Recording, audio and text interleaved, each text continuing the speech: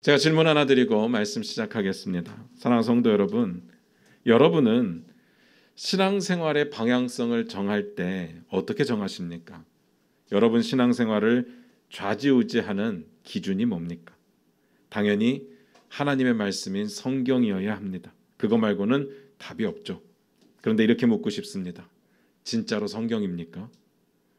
만약에 하나님의 말씀이 우리 신앙생활의 기준이 된다면, 그래서 근거가 된다면 하나님의 말씀을 기본적으로 잘 알고 있어야 됩니다. 그게 맞죠.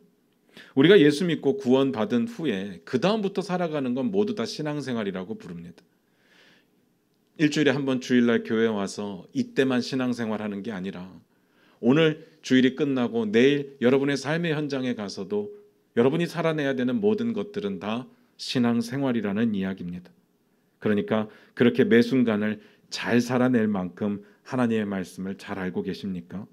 원칙적으로 한다면 시작 전에 다 알고 시작하는 게 맞는데 그렇게 할 수는 없으니 매일매일 우리가 알아가는 노력과 또 하나님을 만나는 노력이 필요하지 않겠느냐, 그 이야기입니다. 하나님의 말씀을 알아야 할지 말지도 정하고 이 길이 맞을지 저 길이 맞을지도 정할 수 있을 겁니다. 그렇게 여러분들이 살면서 수많은 선택과 결정을 내릴 때 자신 있게 선택할 수 있는 그런 성경적인 기준과 바탕이 여러분에게 있느냐는 질문입니다. 제가 올해 초에 텔레비전을 한 대 구매를 했습니다. TV를 살 때 보니까 인터넷으로 사니까 설치를 해주는 옵션이 있고 아니면 택배를 받아서 직접 설치하는 옵션이 있더라고요. 설치를 해주는 옵션을 선택하면 기사가 와서 설치를 해주는데 친절하긴 한데 돈은 좀 더 내야 되는 거죠. 그러니까 당연히 받아서 직접 설치하는 것으로 선택을 했습니다. 뭐 벽에 달 것도 아니고 그리고 뭐 TV 한두 번 사본 것도 아니고 그까짓 거 뭐 어렵겠나 하고 그렇게 샀습니다. 그런데 계속 문자가 오는 겁니다. 그 문자의 내용을 보니까 설치 영상을 꼭 먼저 보시고 설치하십시오라는 내용이었습니다. 몇 번을 오더라고요.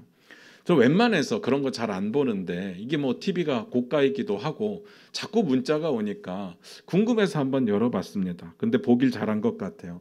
TV가 크다 보니까 뭐 어디를 잡아야 되는지 어떻게 설치해야 되는지에 대한 주의사항이 굉장히 많았습니다. 그리고 뿌듯하게 잘 설치를 하고 나서 뭐 이렇게 구매 확정을 하기 위해서 이제 그 판매 사이트로 다시 들어갔는데 그때는 이제 별표만 보고 넘어갔었는데 그 리뷰들을 보니까 별의별 리뷰가 다 있더라고요. 설치 영상대로 안 했다고 TV가 고장 나는 게 말이 되냐? TV가 뭐 금이 갔다 아니면 눌려서 멍이 들었다 바꿔달라 다시는 안 산다 별의별 이야기가 다 있더라고요. 그래서 보라고 했나 봐요. 그런데 한국 사람들은요 설명서 보는 거 안 좋아합니다. 여러분들이 전자기기나 핸드폰이나 뭐 스마트폰을 사게 되면 그 안에 다 설명서라는 게 있습니다. 그런데 아마 그거 보신 분 아무도 없을 겁니다. 우리는 그런 거 보는 거 싫어하죠. 그리고 속으로 이렇게 생각합니다. 이렇게 하면 돼. 이렇게 하면 될 거야라고 생각하죠. 그리고 물어보는 거, 뭔가를 참조하는 거를 굉장히 수치스럽게 생각을 합니다. 신앙생활도 그렇습니다. 내 생각에, 내 상식에 그럴 거라고 생각하고 하는 경우가 굉장히 많습니다. 저게 답일 거야. 그래서 하는 거죠. 아닙니다. 우리는 성경을 봐야 됩니다. 성경이 우리의 기준이 되고 우리의 답이 되는 겁니다. 정말 많은 분들이 신앙생활 잘하고 싶어 합니다. 그런데 말씀대로 살고 싶어 하는지는 잘 모르겠습니다. 내가 보기에 괜찮아 보이는 누군가의 삶을 담고 싶죠. 그 사람처럼 신앙생활하고 싶어 합니다. 그러나 그 중심에 하나님의 말씀이 기준이 되느냐? 그건 점검해 볼 문제라는 이야기입니다. 다 그런 건 아니겠지만 보통은요. 하나님의 말씀보다는 솔직하게 내게 영향을 주는 어떤 사람의 이야기, 그 사람의 모습이 아마 우리의 신앙생활을 결정하는 중요한 기준이 되었을 겁니다. 잘 생각하셔야 됩니다. 예수님을 닮는 것하고 예수님을 닮은 누군가를 닮으려고 노력하는 것은 완전히 다른 이야기입니다. 시작부터가 다릅니다. 우리는 이거 구별할 수 있어야 됩니다. 우린 말씀에 집중해야 됩니다. 그 어떤 대단한 사람보다, 그 대단한 사람이 전해주는 감동적인 메시지보다 우리는 말씀에 집중해야 됩니다. 말씀 가지고 고민해보고 또 우리 인생에 궁금한 것들에 대한 해답도 찾아보고 그렇게 발견한 진리가 있다면 살아내려고 노력하고 몸부림치고 있는 우리의 모습이 필요합니다. 그래서 이렇게 여쭙고 싶습니다. 하나님의 말씀인 성경을 얼마나 묵상하고 있습니까? 그리고 그것으로 끝나는 게 아니라 그 가운데 깨닫고 안 것을 얼마나 살아내려고 몸부림치고 계십니까? 오늘 본문 말씀 같이 보겠습니다. 7장 9절입니다. 같이 한번 읽었으면 좋겠습니다. 7장 9절입니다. 같이 읽겠습니다. 시작. 그 밤에 여호와께서 기드온에게 이르시되 일어나 진영으로 내려가라. 내가 그것을 내 손에 넘겨주었느니라. 방금 읽었던 말씀에 그 밤에라고 시작을 했습니다. 제가 항상 말씀드리잖아요. 이런 단어는 무조건 중요합니다. 뭐 그 밤에, 그때, 그날에 이런 건 무조건 찾아보고 넘어가야 됩니다. 그 밤이 어떤 밤일까요? 주어진 본문을 이야기해서 가장 중요한 게 뭡니까? 전문맥이죠. 바로 직전 전문맥으로 가보도록 하겠습니다. 7장 7절부터 8절입니다. 같이 읽겠습니다. 시작. 여호와께서 기드온에게 이르시되 내가 이 물을 핥아먹은 300명으로 너희를 구원하며 미디안을 내 손에 넘겨주리니 남은 백성은 각각 자기의 처소로 돌아갈 것이니라 하시니 이에 백성이 양식과 나팔을 손에 든지라. 기드온이 이스라엘 모든 백성을 각각 그의 장막으로 돌려보내고 그 300명은 머물게 아니라 미디안 진영은 그 아래 골짜기 가운데에 있었더라. 지난주에 봤던 내용입니다. 뭔 내용인지 아실 겁니다. 기드온에게 여호와의 영이 임히 있습니다. 뭐 기드온 자체가 권위가 있는 건 아닌데 여호와의 영이 임하니까 하나님이 주시는 권위가 생기는 거죠. 그래서 나팔을 부니까 아비에셀이 일어나고, 그리고 사람들을 보내니까 지파들이 일어났습니다. 그리고 전쟁을 하기 위해서 사람들이 모일렸습니다. 얼마나 놀라운 일입니까? 지금 이스라엘 자손의 이야기입니다. 말 더럽게 안 들어먹는 이스라엘의 이야기입니다. 그들이 사람 보냈다고 모여서 전쟁하겠다고 모여 있는 겁니다. 그렇게 모인 사람들이 몇 명이었습니까? 기억나십니까? 3만 2천 명이었습니다. 그런데 하나님께서 그 숫자를 보시더니 많다라고 하시죠. 이유는 뭡니까? 그 숫자로 이기면 지들이 잘나서 이긴 줄로 착각할까 봐. 그래서 어떻게 하셨습니까? 두려워 떠는 자는 돌아가라. 그 말씀을 듣고 2만 2천 명이 집으로 돌아가고 1만 명이 남았습니다. 이럴 때는 말을 진짜 잘 듣습니다. 자, 적군이 몇 명이었습니까? 기억나십니까? 13만 5천 명입니다. 그러면 이제 1대 13.5의 비율입니다. 많은 숫자가 아니죠. 턱없이 부족한 숫자였습니다. 물론 3만 2천 명일 때도 많은 숫자는 아니었습니다. 비교해보면 적은 숫자였습니다. 그런데 하나님께서는 그 숫자도 보시면서 많다라고 말씀하십니다. 이유는 간단합니다. 이 숫자로 이겨도 지들이 잘나서 이긴 줄로 착각할까 봐. 제가 여기서 엄청 강조했던 내용이 있었습니다. 기억나시는지 모르겠어요. 하나님이 변덕스러워서 자꾸 숫자를 바꾸시는 게 아니라 10,000명을 가지고 13만 5천 명을 이겨도 지들이 잘난 줄로 착각하는 이스라엘 자손의 교만함이 문제라고 말씀을 드렸습니다. 그만큼 그들은 교만했습니다. 그래서 어떻게 하십니까? 방금 읽었던 내용입니다. 물가로 데려가서 물 마시는 것을 보게 했는데 그렇게 딱 지켜보니까 300명은 손으로 떠서 물을 핥아먹고 나머지 9,700명은 무릎을 꿇고 물을 마셨습니다. 그걸 보시고 하나님께서 손으로 핥아먹은 300명만 남기고 나머지는 돌아가라고 하시죠. 왜 물을 꼭 핥아먹어야 됩니까? 무릎 꿇고 먹으면 안 되는 겁니까? 이런 건 중요하지 않다고 말씀드렸습니다. 누구나 동의할 만큼의 적은 숫자가 되어야 되는 게 중요한 거죠. 300명이면요. 애초에 몇 명 모였다고요? 3만 2천 명. 그러면 1%가 안 되는 숫자입니다. 이 정도 숫자로 이겨줘야 딴소리 못합니다. 이 정도 숫자로 이겨줘야 나중에 이상한 소리 안 하는 겁니다. 아무리 기드온과 이스라엘 자손이 교만하다고 해도 그 교만함이 하늘을 찌른다고 해도 이렇게 이기고 나서 자기들이 잘났다고 말하는 건 말이 안 되는 겁니다. 아무도 그렇게는 할 수 없을 겁니다. 1대 400의 싸움인데요. 1대 400의 싸움인데요. 이 정도면요. 여리고 전쟁 정도의 수준 되는 겁니다. 이렇게 이겼는데도 자기들이 잘나서 이겼다고 말한다면 그때는 가망이 없습니다. 그때는 할 수 있는 게 없습니다. 여기까지 기억나십니까? 그 밤입니다. 3만 2천 명이 모였다가 3만 1,700명이 돌아가고 300명만 남은 그 밤. 그 밤에 어떤 일이 있었습니까? 하나님께서 기드온에게 또 나타나셨습니다. 그리고 이렇게 말씀하십니다. 일어나 진영으로 내려가라. 내가 그것을 내 손에 넘겨주었느니라. 아마 처음 기드온을 부르셨을 때 하나님께서는 이 이야기를 하고 싶으셨을 겁니다. 그런데 그때는 못했습니다. 그때는 기드온이요. 그 믿음이 막 들쭉날쭉하니까 그에게 이스라엘 자손을 구원할 그 엄청난 임무를 맡길 수가 없었습니다. 그런데 이제 와서 하나님께서 이 말씀을 선포하시는 겁니다. 내가 미디안을 너의 손에 넘겼다. 그 밤입니다. 참 오래 걸렸죠. 제가 왜 이렇게 강조하냐면요, 하나님께서 한번 거절하셨기 때문에 그렇습니다. 7장 2절 한번 볼까요? 7장 2절입니다. 같이 읽겠습니다. 시작. 여호와께서 기드온에게 이르시되 너를 따르는 백성이 너무 많은즉 내가 그들의 손에 미디안 사람을 넘겨주지 아니하리니 이는 이스라엘이 나를 거슬러 스스로 자랑하기를 내 손이 나를 구원하였다 할까 함이니라. 하나님께서는요, 넘겨주시지 않겠다고 말씀을 하셨습니다. 엄청난 충격이죠. 그냥 적당하게 좋은 게 좋은 거라고 때 되면 알아서 해주시는 것이 아니었습니다. 그렇게 생각하면 오산이죠. 어차피 이스라엘 자손이 자격이 돼서 구원하는 건 아니에요. 그들의 노력이 잘해서 그들의 신앙생활이 괜찮아서 회개가 충분해서 구원하시는 건 아닙니다. 불쌍해서 구원하시죠. 불쌍해서 구원하시니까 사사 아무렇게나 세우고 아무 사사나 가지고 하나님께서 구원의 역사를 펼치신다고 생각을 했다면 그건 엄청난 착각입니다. 아무렇게나 넘겨주시는 게 아니셨습니다. 하나님께서 원하시는 조건이 있습니다. 그 조건이 뭡니까? 순종이요. 순종입니다. 최소한의 순종이 필요했습니다. 뭐 엄청난 순종을 요구하는 것이 아니라 살펴보면요, 정말 미니멈입니다.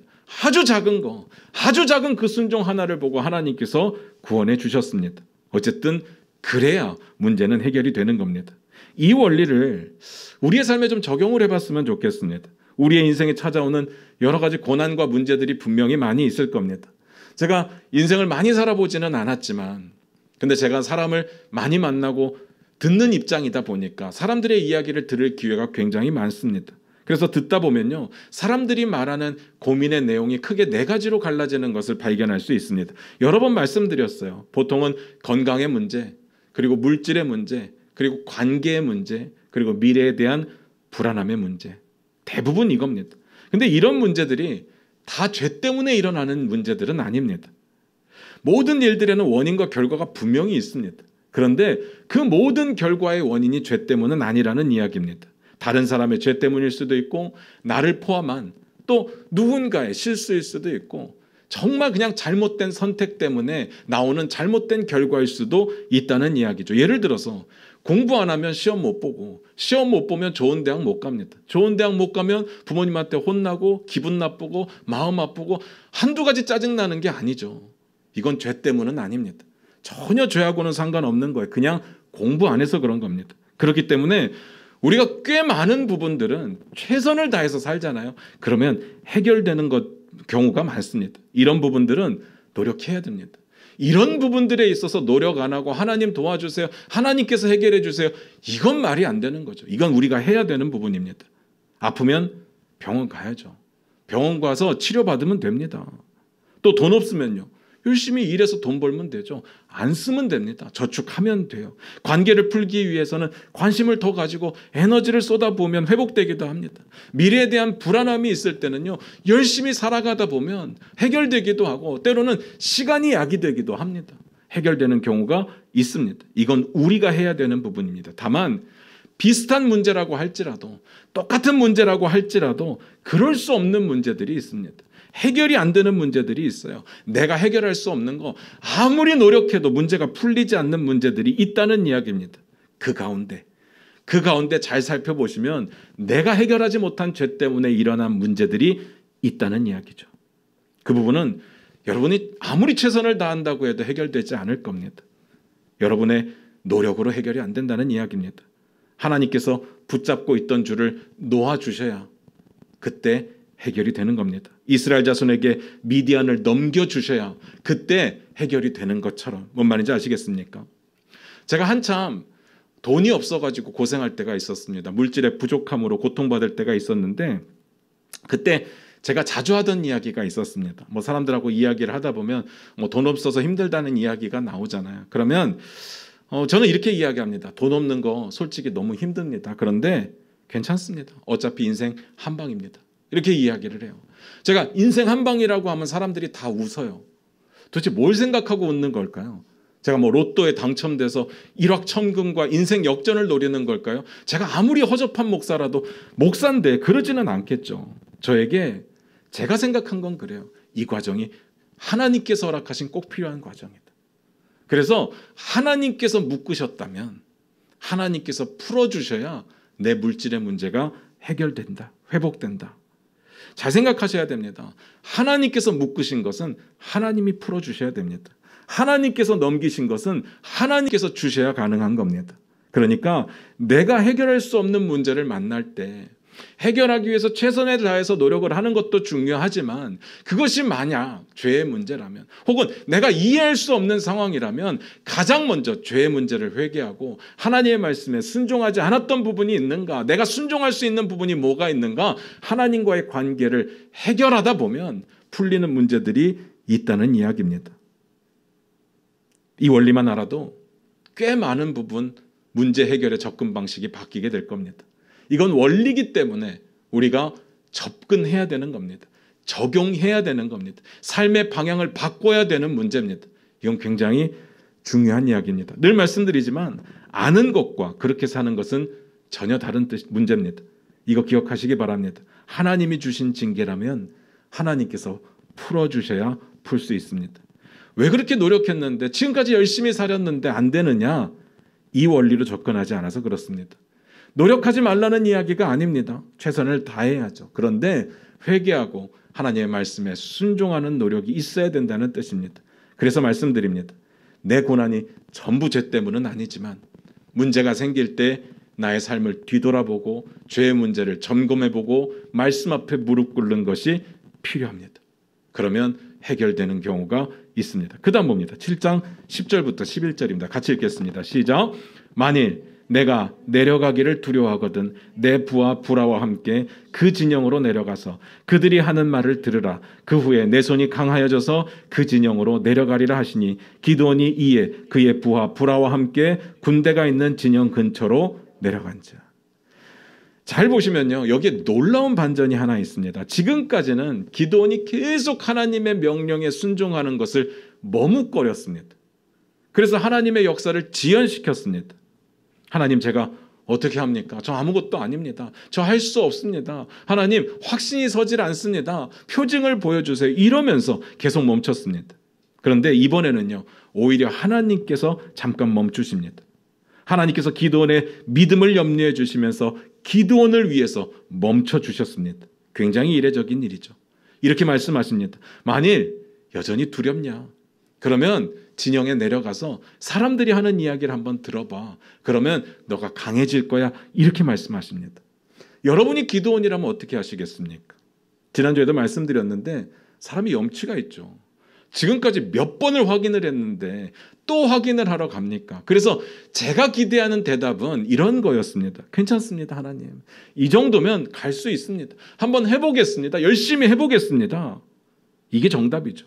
그런데 기드온은 아니더라고요. 그는 또 확인을 하러 갑니다. 하나님께서는 그럴 줄 아셨을 겁니다. 하나님께서는 기드온에 대해서 잘 알고 계셨을 테니까. 이 상황을 보면서 하나님의 배려심이 너무 깊다고 말씀을 드려야 될지 아니면 기드온의 불신이 너무 강했다고 말씀을 드려야 될지는 모르겠지만 하여간 저 같았으면 이렇게는 안 했을 것 같아요. 근데 하나님이시니까, 그를 사랑하시니까, 오죽하시면 그렇게까지 하셨을까. 지난주에는 여기까지 봤었습니다. 오늘은 그 내용에서 조금만 더 디테일하게 볼게요. 7장 12절입니다. 같이 읽겠습니다. 시작. 미디안과 아말렉과 동방의 모든 사람들이 골짜기에 누웠는데 메뚜기의 많은 수와 같고 그들의 낙타의 수가 많아 해변에 모래가 많음 같은지라. 기드온이요, 하나님의 말씀대로 불안함을 떨치기 위해서 그 진영에 내려갔는데 진영 근처까지 가서 두 가지 상황을 마주하게 됩니다. 첫 번째 상황은 굉장히 두려운 상황이었습니다. 진영 근처에 가서 진영을 딱 바라보는데 그 모습이 어마어마한 거예요. 미디안과 아말렉과 동방 사람들이 골짜기에 누워있는데 메뚜기 떼 같이 보였습니다. 징글징글하게 많이 모였다는 이야기죠. 메뚜기 떼 같다는 말이 기드온 이야기 처음 시작할 때 한번 나왔던 이야기입니다. 그래서 메뚜기 떼가 한번 휩쓸고 가면 어떤 일이 일어나는지 우리가 이야기를 나눴었습니다.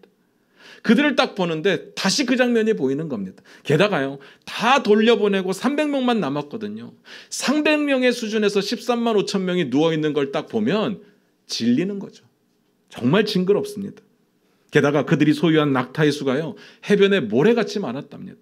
이 낙타는요, 굉장히 소중한 겁니다. 강력한 운송수단이죠. 군인들이 전쟁을 할 때 타고 싸우기도 하고 군수 물자들을 옮길 때도 사용하기도 했습니다. 그러니까 이런 것들이 많다는 이야기는 그 군대가 강하다는 이야기입니다. 그런데 많은 정도가 아니라 바닷가에 모래알같이 많았답니다. 말 다 했죠. 기죽습니다. 사실은요, 두려움 없애려고 갔었는데 이거 보고 더 두려워질 수밖에 없는 상황이 찾아왔습니다. 그런데 그 다음이 중요합니다. 7장 13절부터 14절 봅니다. 같이 읽겠습니다. 시작. 기드온이 그곳에 이른즉 어떤 사람이 그의 친구에게 꿈을 말하여 이르기를, 보라, 내가 한 꿈을 꾸었는데 꿈에 보리떡 한 덩어리가 미디안 진영으로 굴러 들어와 한 장막에 이르러 그것을 쳐서 무너뜨려 위쪽으로 엎으니 그 장막이 쓰러지더라. 그의 친구가 대답하여 이르되 이는 다른 것이 아니라 이스라엘 사람 요아스의 아들 기드온의 칼이라. 하나님이 미디안과 그 모든 진영을 그의 손에 넘겨주셨느니라 하더라. 기드온이 두 번째 맞이한 상황은 아까의 내용과는 좀 반대로 약간은 긍정적이고 희망적인 내용이었습니다. 기드온이 두 사람이 하는 이야기를 엿듣게 되었는데 두 사람은 친구라고 나옵니다. 한 사람이 자기 친구에게 이렇게 이야기를 합니다. 내가 꿈꿨는데 보리떡 한 덩어리가 굴러 내려오더니 미디안 진영을 다 무너뜨려 버렸어 라고 이야기를 하죠. 신기하지 않냐? 뭐 이렇게 이야기를 했을 겁니다. 그랬더니 친구가 그 꿈은 이런 뜻이야 하고 너무나도 쉽게 해몽을 해주는 겁니다. 너무나도 쉽게 해석을 해버리는 겁니다. 그 떡은 기드온의 칼이야. 기드온에게 하나님께서 미디안을 넘겨주셨기 때문에 그가 다 무찌를 수 있는 거야. 그렇게 이야기를 합니다. 아니, 여러분 성경을 조금만 아시면 여기서 놀라야 되는 부분입니다. 어떻게 이렇게 꿈을 정확하게 해석할 수 있을까? 엄청나지 않습니까? 도대체 이 친구 누굽니까? 너무 궁금했습니다. 그 다음 내용부터 보고 다시 보도록 하겠습니다. 7장 15절을 봅니다. 같이 읽겠습니다. 시작. 기드온이 그 꿈과 해몽하는 말을 듣고 경배하며 이스라엘 진영으로 돌아와 이르되 일어나라, 여호와께서 미디안과 그 모든 진영을 너희 손에 넘겨주셨느니라 하고. 정말 오래 걸렸습니다. 우여곡절이 굉장히 많았어요. 드디어 기드온이 이제서야 확신을 했습니다. 그리고 선포하죠. 여호와께서 미디안을 너희 손에 넘겨주셨다. 멋지지 않습니까? 기드온 말고 하나님이 포기하지 않고 하나님의 뜻을 결국은 이루시는 그 하나님. 그런데 그건 다 좋은데 여기서 궁금한 게 생겼습니다. 잘 생각해 보시면요, 기드온이 우연히 두 사람의 이야기를 듣게 된 거잖아요. 한 사람은 꿈을 꿨고 그 친구가 그 꿈을 기가 막히게 해석해 주는 걸 봤습니다. 어떻게 이게 가능할까요? 꿈을 꾸는 것까지는 그럴 수 있어요. 구약 성경을 보다 보면 꿈꾸는 내용이 굉장히 많이 나옵니다. 하나님께서 꿈을 통해서 말씀하시는 경우가 꽤 많이 나옵니다. 그럴 수 있습니다. 제가 궁금한 건 그걸 해석해 주는 친구인 거죠. 어떻게 이렇게 꿈을 정확하게 해석할 수 있을까? 이 정도로 꿈을 정확하게 해석할 수 있으려면 요셉 정도는 돼야 되는 겁니다. 근데 아시잖아요. 요셉은요, 하나님과의 관계가 친밀한 사람이었습니다. 친밀한 사람이었기 때문에 하나님께서 그 꿈에 대한 해석을 보여주셨던 겁니다. 요셉이 이렇게 이야기를 합니다. 제가 읽어드릴게요. 그들이 그에게 이르되 우리가 꿈을 꾸었으나 이를 해석할 자가 없도다. 요셉이 그들에게 이르되 해석은 하나님께 있지 아니하나이까 청하건대 내게 이르소서. 하나님께서 어떤 의미 있는 꿈을 주셨다면 그 꿈을 해석하는 것은 하나님께로 받은 능력밖에는 없다는 이야기입니다. 무슨 말인지 아시겠습니까? 그런데 이 사람 뭐죠? 이 사람 갑자기 왜 이렇게 꿈을 잘 해석하는 거죠? 이 사람 막 숨겨진 선지자입니까? 아니면 이 사람은 진짜 하나님과의 정말 숨겨져 있는, 숨어 있는 놀라운 능력자입니까? 관계를 맺는? 제가 조심스럽게 추측을 해보면요, 이미 미디안 진영 군사들은 이스라엘이 일어나고 전쟁하려고 모였을 때 그들의 마음 가운데 두려움이 있었다고 보는 게 맞을 것 같습니다. 자라보고 놀란 것은 소뚜껑 보고 놀란다고 두려움이라고 하는 게 그런 효과가 있잖아요. 두려움은요, 파급력이 있습니다. 파괴력이 있습니다. 그리고 두려움이 오면요, 공포감이 생기고 정말 안 좋은 상상들을 스스로 만들어내는 놀라운 능력이 있죠. 지금 이미 미디안 진영 가운데 이스라엘 군사들을 보고 두려움에 빠져 있을 수 있다고 저는 봅니다. 전설처럼 들려왔던 출애굽 사건, 그리고 여호수아의 가나안 정복 사건, 그런 생각들이 나면서 이게 진짜구나 싶었을 겁니다. 그러니까 그 꿈 이야기를 듣자마자 그 꿈이 그 뜻 아니야? 라고 말할 수 있는 것 아니겠습니까? 물론 제 추측입니다. 앞에서도 말씀드렸듯이 추측입니다. 그런데 충분히 그럴 수 있어 보입니다. 추측이기 때문에 길게는 말씀 안 드리겠지만 결과가 어떻게 나오느냐? 300명이 항아리 깨트렸는데 지들끼리 놀라서 지들끼리 죽이면서 자멸해 버리잖아요. 두려움이 그런 결과를 가지고 오기 때문에 저는 미디안 진영 안에 두려움이 가득했다고 보는 거죠. 그게 사실이라면 답답한 상황입니다. 그걸 모르고 지금까지 기드온이 이 난리를 폈던 겁니다. 정말 하나님의 말씀에 순종해서 그냥 들어갔으면 이겼을 텐데 계속 멈추고 계속 안 들어가고 계속 확인하려고 하고 그러다 보니까 이스라엘 백성들의 고통은 계속 길어졌던 것뿐이겠죠. 잘 보면요, 적군 내 일개 초병들도 다 알고 있는 내용들을 기드온만 몰랐다는 이야기입니다. 그러니까 하나님께서 어디 가서 누구의 이야기를 들어라 이렇게 이야기하지 않습니다. 그냥 진영에 가서 사람들의 이야기를 듣고 와라. 그러면 네가 강해질 거야. 이렇게 말하는 거죠. 저는 이게 맞다고 봅니다. 그런데 그건 추측이니까 여기서 중요한 건 그건 아니고요. 중요한 내용이 따로 있습니다. 두 가지가 있습니다. 첫 번째, 그 꿈의 내용 중에 미디안 진영을 무너뜨린 게 다름 아닌 보리떡 한 덩어리였다는 사실입니다. 오늘 꿈은 하나님께 주신 것이 분명하기 때문에 내용을 자세히 봐야 되는데 보리떡 한 덩어리가 엄청난 의미가 있는 겁니다. 사실은요, 보리떡 한 덩어리가 엄청 중요해서 의미가 있는 건 아니에요.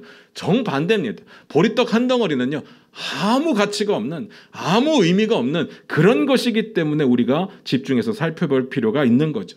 보리떡은요, 그 당시 가난한 사람들이 먹는 그냥 너무나도 평범한, 너무나도 일반적인 그냥 음식에 불과했습니다. 엄청나게 대단한 무언가가 굴러와서 미디안 진영을 무너뜨렸다면 훨씬 더 드라마틱했겠죠. 막 황금 덩어리가 굴러 내려와서 미디안 진영을 무너뜨렸더라 이랬으면 더 의미가 있잖아요. 아니면 바다에서 막 태풍이 일어나서 휩쓸고 지나갔더라 이랬으면 더 드라마틱했을 텐데 아닙니다. 그저 보리떡 한 덩어리. 우리로 따지면 뭘 것 같습니까? 공깃밥 한 그릇. 그것도 쌀밥도 아니고 보리밥 공깃밥 한 그릇. 그게 막 굴러오더니 미디안 진영을 다 무너뜨리는 겁니다. 의미가 뭘까요? 잘 생각해 보셔야 됩니다. 아주 평범한, 정말 어디서나 먹을 수 있는, 찾아볼 수 있는 일반적인 보리떡이라고요. 힘없는 사람, 가난한 사람들이 먹는 일반적인 보리떡. 그래서 이 꿈의 포인트는요, 보리떡 한 덩어리 같은 기드온이 이 전쟁을 이겼다가 아닙니다. 그의 인생 역전, 그의 승리를 말하고자 하는 게 아닙니다. 보리떡 한 덩어리 같은 기드온을 통해서도 하나님께서 미디안 진영을 무너뜨렸다의 방점이 있는 겁니다. 그래서 그 꿈을 해석한 사람도 그렇게 말했던 겁니다. 하나님이 미디안과 그 모든 진영을 그의 손에 넘겨주셨느니라 하더라. 기드온이 대단해서가 아닙니다. 하나님이 위대해서 이 전쟁을 이길 수 있는 거죠. 기드온만 몰랐습니다. 그래서 두 번째 의문이 들었습니다. 어떻게 기드온은요, 알지도 못하는 두 사람의 이야기를 듣고 이렇게 힘을 내고 확신을 얻을 수 있을까? 하나님께서 말씀하실 때는 못 믿겠습니다. 전 못하겠습니다. 저 확신 주십시오. 표징을 주십시오. 그렇게 멈추더니 전혀 생면부지의 두 사람, 어디서 본 적도 없는 두 사람이 하는 이야기에 이 사람들이 왕도 아니고 뭐 군대 장관도 아니고 진영 근처에서 만났으니까 아마 보초 쓰는 초병이었을 텐데 보초 쓰는 초병 둘이서 하는 이야기를 듣더니 갑자기 막 힘을 내서 전쟁하러 나가자 이렇게 말하는 것이 이상하지 않습니까? 어떻게 그 사람들 믿냐고요. 하나님께서 말씀하실 때 못 믿고 전혀 비중 없는 두 사람의 이야기는 너무 잘 믿고 이상하지 않습니까? 말이 안 되죠. 기준이 없어요. 기준이 없는 사람입니다. 근데 제가 궁금한 건요, 우리는 다른가 하는 겁니다. 우리는 다를까요? 제가 앞에서 이런 질문 드렸어요. 여러분의 신앙생활을 좌지우지하는 방향성을 정하는 기준이 뭡니까? 기드온 때문에 물어봤거든요. 어떻게 하나님의 말씀을 의심하고 생면부지의 두 사람의 말은 이렇게 찰떡같이 믿을까? 말이 안 되는데 우리가 그렇다고요. 우리의 모습이 그렇기 때문에 묻는 겁니다. 제가 제자반을 할 때마다 묻는 질문이 있습니다. 구원 받으셨습니까? 다 아멘이라고 해요. 그러면 그 다음 묻는 질문이 있습니다. 근거가 뭡니까? 여러분이 구원받았다고 생각하는 근거가 뭡니까? 여러분도 한번 생각해 보시기 바랍니다. 구원 받으셨죠? 그렇게 말할 수 있는 근거가 뭡니까? 한번 고민해 보셔야 되지 않겠습니까? 우리가 말하는 구원이라고 하는 것은 엄밀히 따지면 법적인 부분입니다. 그래서 구원을 다른 표현으로 하면요, 하나님의 심판에서 옮겼다는 이야기가 돼요. 하나님의 심판에서 벗어났다는 뜻입니다. 요한복음 5장 24절에 이렇게 기록되어 있습니다. 제가 읽어드릴게요. 내가 진실로 진실로 너희에게 이르노니 내 말을 듣고 또 나 보내신 이를 믿는 자는 영생을 얻었고 심판에 이르지 아니하나니 사망에서 생명으로 옮겼느니라. 그렇다면요, 내가 구원받았다고 증명할 분명한 근거가 우리에게 있어야 됩니다.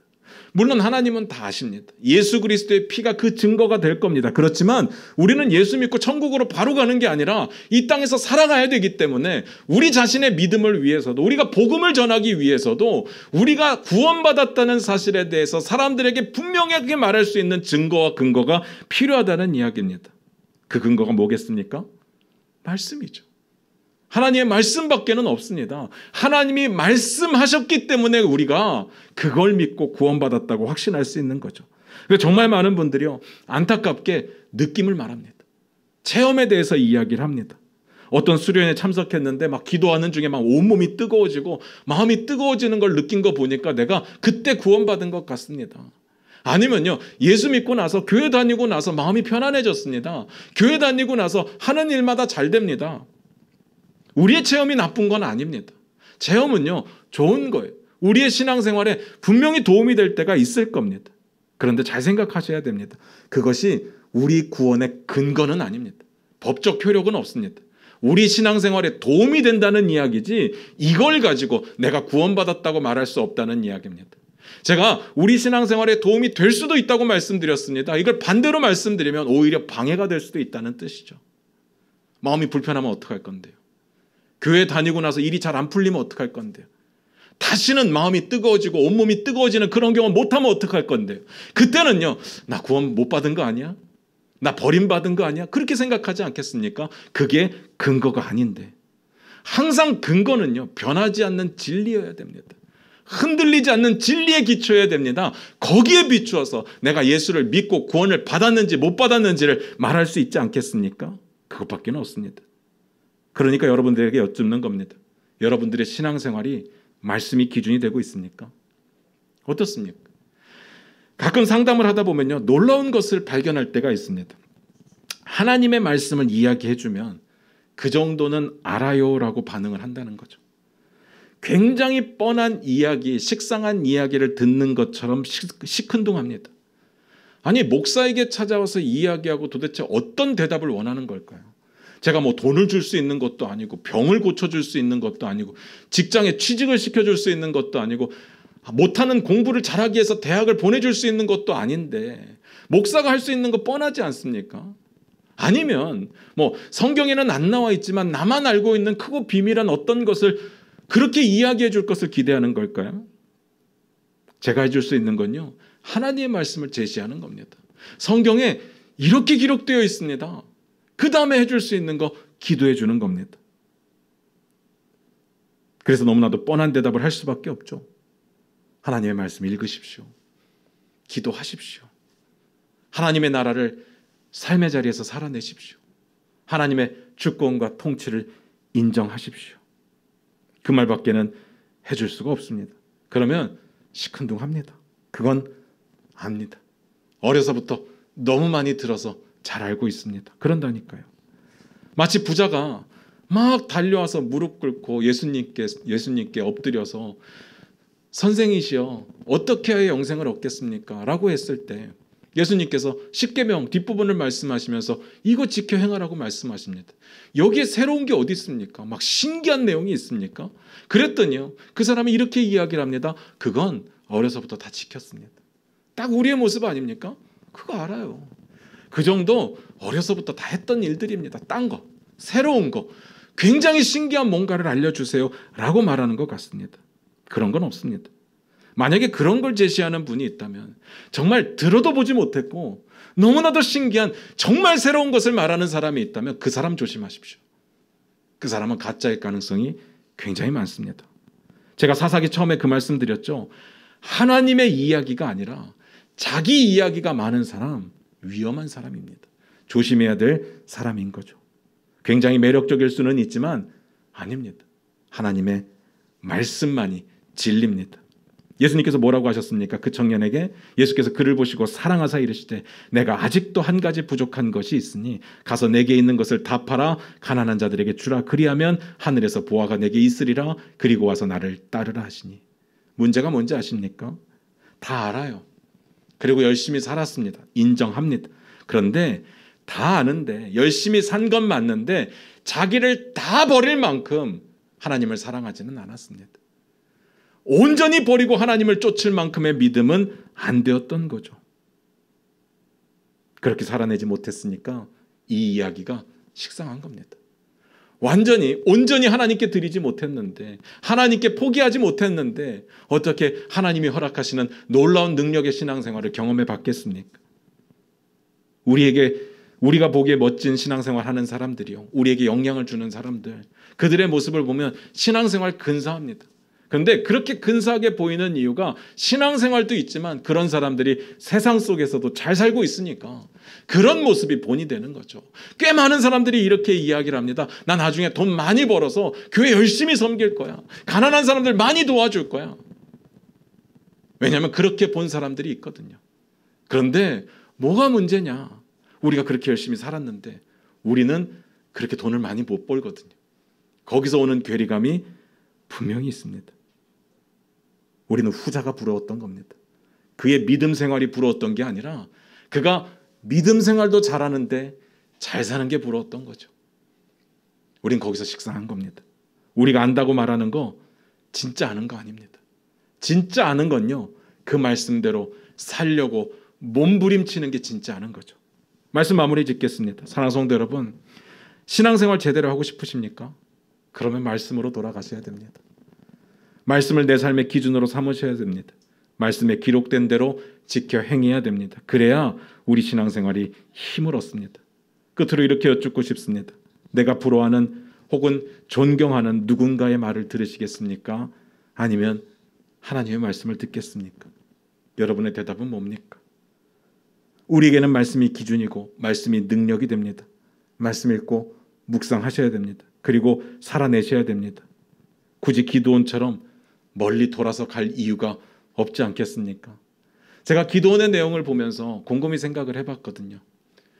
하나님께서 왜 그 두 사람의 이야기를 통해서 기드온이 확신을 얻게 하셨을까? 왜 굳이? 기드온이 못 믿으니까. 결국은요, 뭘 통하든 하나님의 말씀 듣고 순종하게 만들려고 여기까지 돌아온 겁니다. 사랑하는 성도 여러분, 여러분 하나님 아시잖아요. 하나님 믿으시잖아요. 굳이 빙글빙글 돌아서 다시 원위치로 올 필요 있겠습니까? 지금부터 말씀 읽으십시오. 지금부터 그 말씀대로 살아내시기를 주님의 이름으로 부탁드립니다. 말씀이 답입니다. 제발 큐티하십시오. 기도하겠습니다.